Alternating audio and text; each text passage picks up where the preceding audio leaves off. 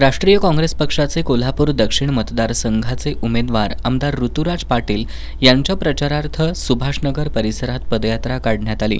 सुभाषनगरमधील साई मंदिरापासून मधुरी महाराजे छत्रपती, देवश्री सतेज पाटील, माजी नगरसेवक भूपाल शेटे यांच्या प्रमुख उपस्थितीत पदयात्रेला सुरुवात झाली।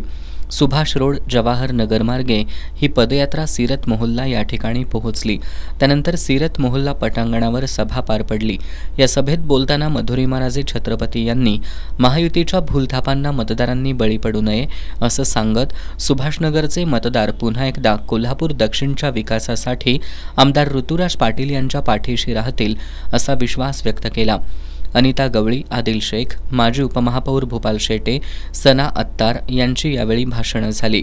या सभेला देवश्री सतेज पाटील, शादाब अत्तार, प्रसाद शेटे, संदीप हिरवे, इस्माईल बागवान, पंकज मगर, आकाश कदम, सलील जमादार, शरद नारकर, त्याचबरोबर साई सेवा भक्त मंडळ, मॅजिक ग्रुप, ओम नमः शिवाय तरुण मंडळ, बीजीएम ग्रुप, महालक्ष्मी महिला मंडळ, मोहन मलबारी तरुण मंडळ, दत्त तरुण मंडळ यांच्यासह सुभाषनगरमधील नागरिक मोठ्या संख्येनं उपस्थित होते।